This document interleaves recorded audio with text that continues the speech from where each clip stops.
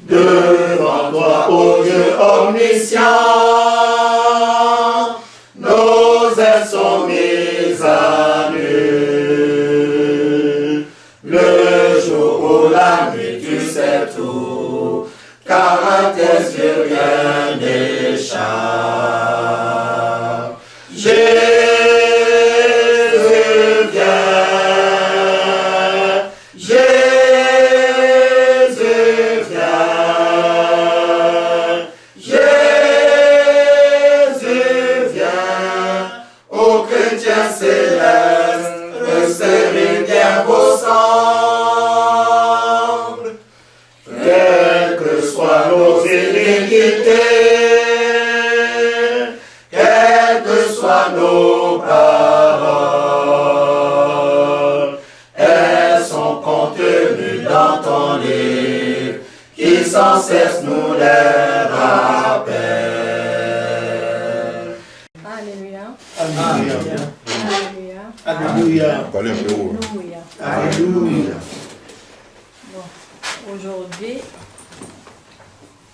notre discussion sera à bâton rompu. Tout le monde va parler.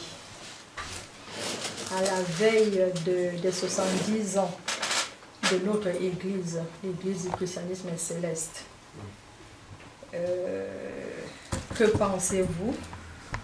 Quelle analyse avez-vous faite depuis l'évolution de notre Église après la disparition du fondateur Samuel Biléou Joseph Ochofa et celle de la deuxième personnalité historique de l'Église du christianisme céleste, l'auteur et l'initiateur de la chorale de notre Église, Papa Yasuno. La parole est à vous. Sœur Charlène, de la paroisse Jésus de Torcy. Au niveau de la chorale, nous avons constaté qu'il y avait beaucoup de changements quant à la tenue. La couleur du camail est passée d'un jaune clair poussin à un jaune doré que nos patriarches portaient avant, les premières choristes.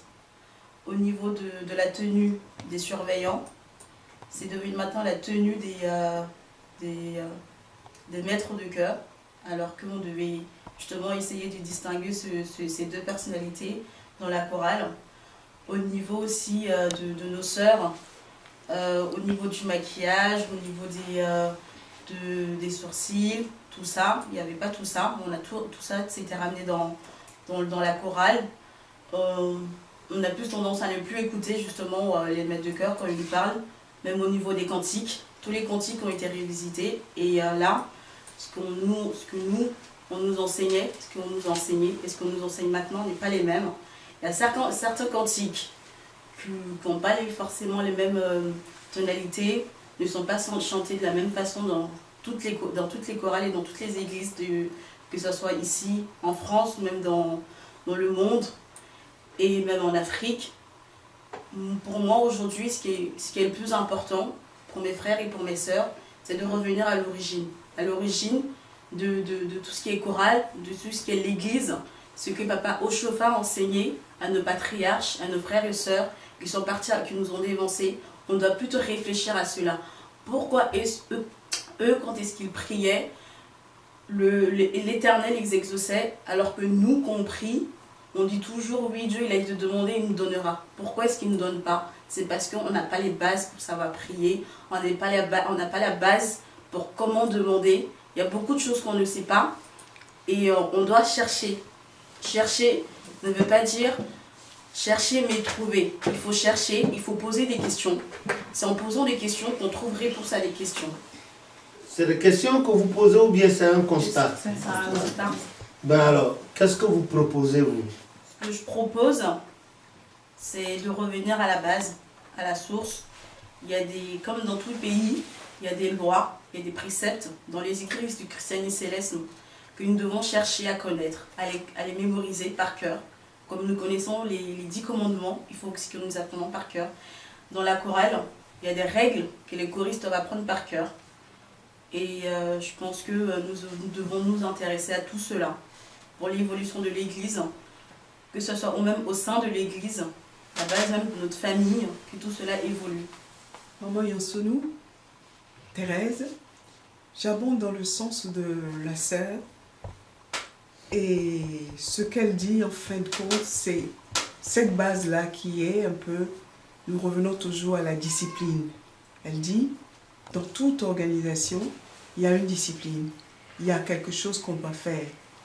On ne doit pas venir dire, moi j'impose mes règles et ma manière de voir les choses à l'église, mais on vient plutôt pour apprendre ce qu'est l'église du christianisme céleste. Et ça, c'est vrai que ça doit être une base de réflexion pour tout le monde, les mamans, les frères, les sœurs, les devanciers.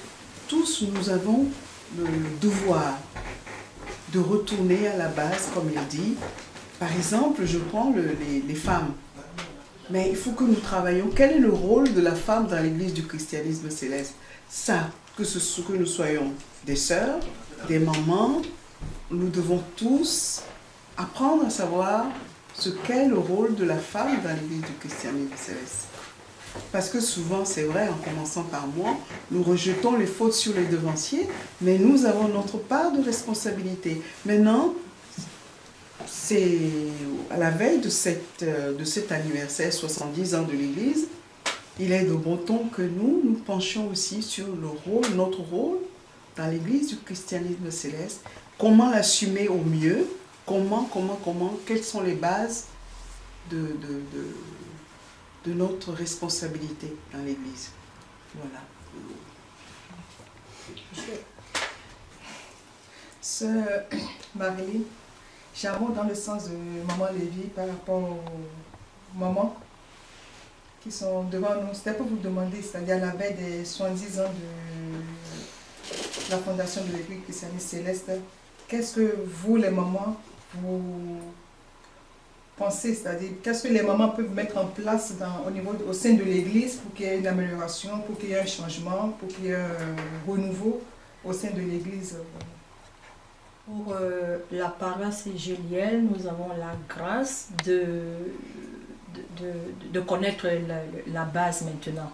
Donc avec la base que nous avons, on ne peut que proposer qu'il faut que nous, les mamans, nous les femmes, qu'on se réveille et qu'on prenne l'exemple sur Maman Yaman, Maman Yasounou, Maman Christine Diton, toutes ces mamans-là qui ont fait l'œuvre dans des conditions, aux côtés de leur mari, dans des conditions très difficiles et tout ça.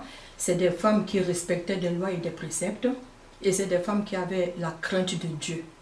Donc on devrait prendre déjà l'exemple sur ces mamans-là. Et en commençant déjà là, je crois que par nos actes, par nos comportements, de bouche à oreille, je crois que ça ira par la grâce de Mais Dieu. pour celles qui ne connaissent pas ces mamans, qui n'en ont peut-être jamais entendu parler, que ces mamans ont eu à mener et que nous autres aussi, on peut mener dans l'église pour que tout puisse aller mieux, que tout puisse avancer. Maman Jeanne Malonga, je pourrais répondre à la sœur Marie-Lille en disant qu'il faut vraiment se documenter. C'est la seule façon de pouvoir connaître la base. Mais si on n'a pas les moyens pour se documenter. Ben, il faut trouver les moyens. Oui, mais pour quelqu'un qui est illettré, qui ne sait pas lire, Oui, voilà, elle qui n'a posera pas des d'ordinateur, questions. Elle posera des voilà. questions pour savoir. Elle posera des questions. Mais à qui, avec qui? Qu'elle Vers pose vers les frères déjà de là où elle prie déjà, qu'elle pose les bonnes questions, à savoir comment a commencé l'Église, qui étaient les premières personnes qui ont reçu le message pour cette Église. Et puis par la suite, si on lui répond favorablement, bon, elle va pouvoir se documenter. Comment elle peut savoir si on lui répond favorablement ou non? Ben, c'est-à-dire que si les frères et les devanciers ils sont eux-mêmes aussi informés par les livres, parce que nous on a eu cette chance-là avec notre papa Lévy. Par exemple, ça c'est le livre tome 2 du prophète, pasteur, fondateur de l'Église du christianisme céleste. Ça c'est le tome 2, période de 1954 à 1976. Il y a d'autres livres aussi qui font partie de ces tomes. Donc si c'est dévancé et ses frères, ils sont au courant de cet homme-là, en le lisant, ils seront formés et par la suite, ils pourront répondre aux fidèles, ils pourront répondre aux sœurs ou aux mamans qui veulent savoir. Nous, on a eu la chance, la chance avec Papa Lévi Yassounou, qui est l'auteur de ces livres. Donc c'est... Vous pouvez nous montrer ces livres? Ça, c'est le tome 1.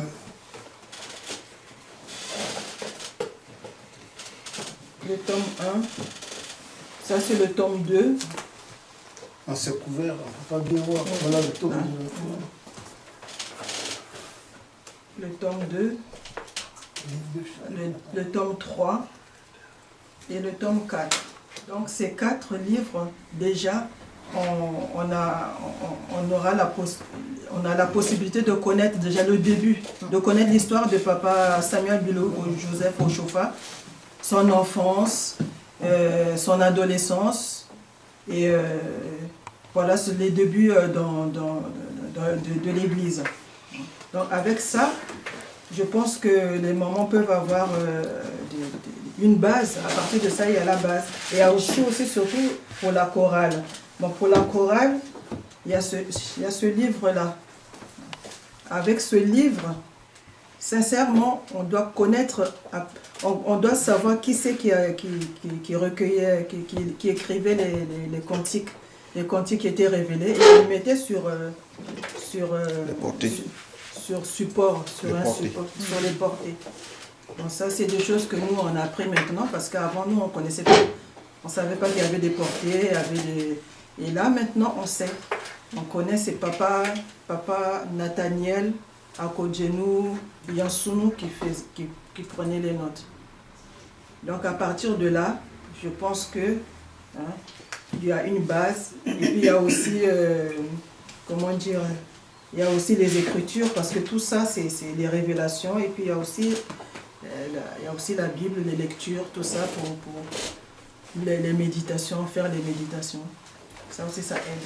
La sœur Christine, je pense que à cette veille de cet anniversaire, avec les livres que nous avons maintenant, je crois que nous devons, nous les mamans, même les sœurs aussi, nous devons commencer à se déplacer aussi dans les églises, à faire des réunions, parler du livre, parler de nos connaissances, parce que fait que des vidéos... Dans les églises ou dans les paroisses? Dans les paroisses, excusez-moi, dans les paroisses, et tenir des conférences.